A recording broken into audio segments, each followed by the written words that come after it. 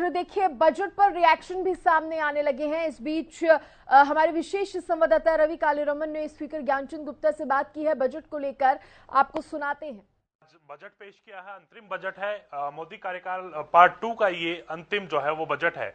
किस प्रकार से बजट रहा, किस प्रकार से हरियाणा के स्पीकर ज्ञानचंद गुप्ता साहब इस वक्त मेरे साथ मौजूद हैं, कैसे इस बजट को देखते हैं सर? सबसे पहले तो ये बजट जो है वो पेश किया गया है, तमाम आपकी पार्टी के जो लोग हैं वो देश के फायदे का बजट बता रहे हैं, लोगों के फायदे का बजट बता रहे हैं। आपको कैसा लगा? आपने पूरा अभिभाषण देखा है, पूरा भाषण जो है निर्मला सीतारमण का सुना है, आपको कैसे ये बजट लगा सर?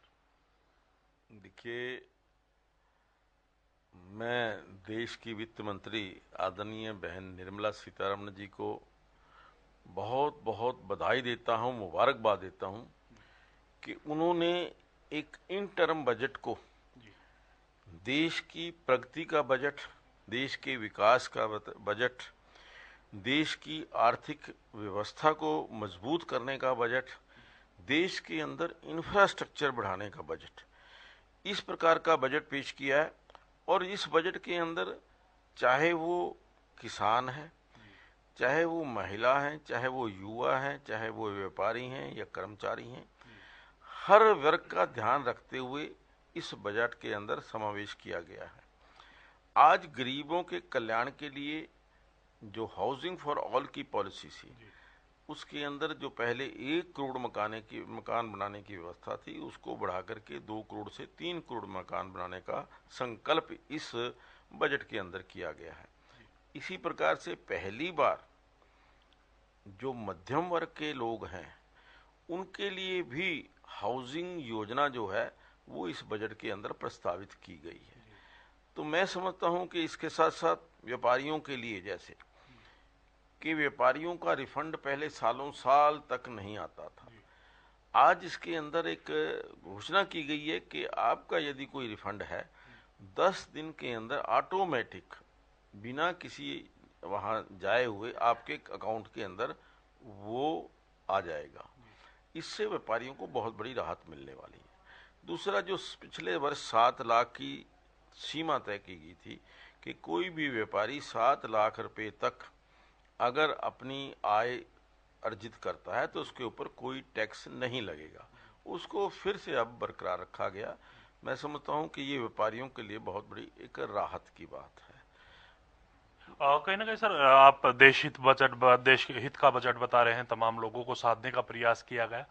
वहीं विपक्ष की अगर बात की जाए तो विपक्ष कह रहा है कि सिर्फ लोकसभा चुनाव साधने के लिए भारतीय जनता पार्टी की तरफ से, भारतीय जनता पार्टी की सरकार की तरफ से इस प्रकार का बजट जो है वो पेश किया गया। नहीं, देखिए, विपक्ष के पास कोई आज मुद्दा नहीं है। जो अगर विपक्ष कहने वाला था, अगर इसी बजट के अंदर बहुत सारी घोषणाएं हो जाती, फिर उन्होंने कहा था कि ये तो चुनावी रेवड़ियां बांटने वाला बजट है, ये चुनाव के मौके पर इस प्रकार का बजट की।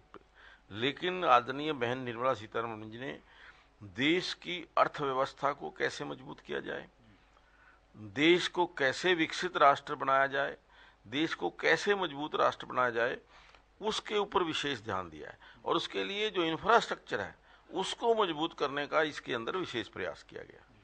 हरियाणा का बजट सत्र शुरू होने वाला है सर, 20 तारीख से ऐलान हुआ है।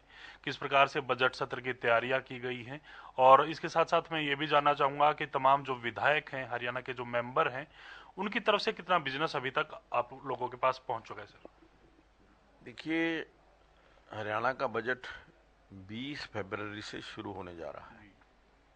प्रस्तावित जो अभी तक तिथि है वो 6 मार्च तक है, लेकिन इसका जो अंतिम फैसला है वो बिजनेस एडवाइजरी कमेटी के अंदर होगा कि ये सत्र जो है 6 तारीख तक चलेगा या किसको और एक्सटेंड किया जा सकता है या कम किया जा सकता है। फाइनल डिसीजन जो है वो बिजनेस एडवाइजरी कमेटी करती है। लेकिन जो अभी तक की योजना है या जो अभी तक प्रस्ताव है ये है कि 20 तारीख को आदरणीय राज्यपाल महोदय अपना अभिभाषण विधानसभा के अंदर देंगे। 3 दिन तक अभिभाषण पर चर्चा रहेगी।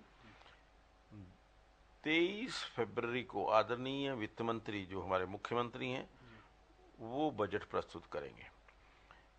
ये जो अब की बार सत्र है ये भी 2 चरणों में होने जा रहा है। पिछली बार की तरह 2 चरणों। पिछली बार की तरह 7 दिन के लिए ये बजट सत्र जो नहीं रहेगा, और उसके अंदर जो प्रस्तावित कमेटियां जो हमारी हैं, स्टैंडिंग कमेटी जो है, वो जो इस बजट के ऊपर चर्चा करेंगी, उनकी बजट के अंदर क्या कोई कमी है या क्या उनका सुझाव है, बजट को और कैसे जनहित का बजट बनाया जा सकता है, ऐसे सुझाव जो हमारी स्टैंडिंग कमेटीज़ हैं, 8 कमेटियां हमने बनी हुई हैं, वो प्रस्ताव करेंगी और उसके पश्चात वो वित्त मंत्री के पास अपनी रिपोर्ट देंगी।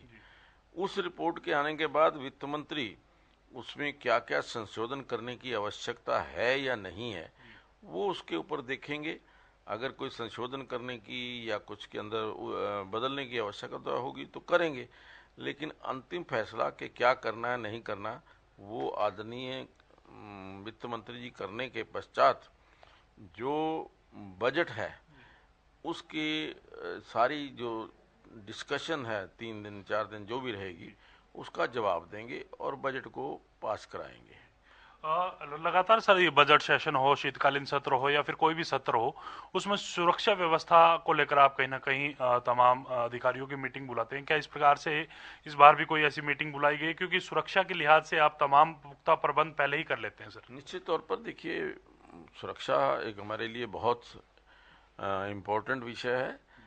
सदन की सुरक्षा, सदन में हमारे माननीय सदस्यों की सुरक्षा, और सदन में कोई किसी भी प्रकार की कोई गड़बड़ी ना हो, किसी भी प्रकार का कोई असामाजिक तत्व इसके अंदर विधानसभा के अंदर कोई एक्ट ना कर पाए, तो उसके लिए निश्चित तौर पर सुदृढ़ जो है जो सुरक्षा व्यवस्था हम करते हैं, उसके लिए जो पंजाब, हरियाणा और चंडीगढ़ के जो अधिकारी हैं उनके साथ बैठक करके एक एक चीज़ के ऊपर कहाँ कहाँ व्यवस्था को किस प्रकार से करना है वो चर्चा करेंगे, और निश्चित तौर पर विधानसभा सत्र के अंदर जो व्यवस्था है, सुरक्षा व्यवस्था, उसको और सुदृढ़ करेंगे।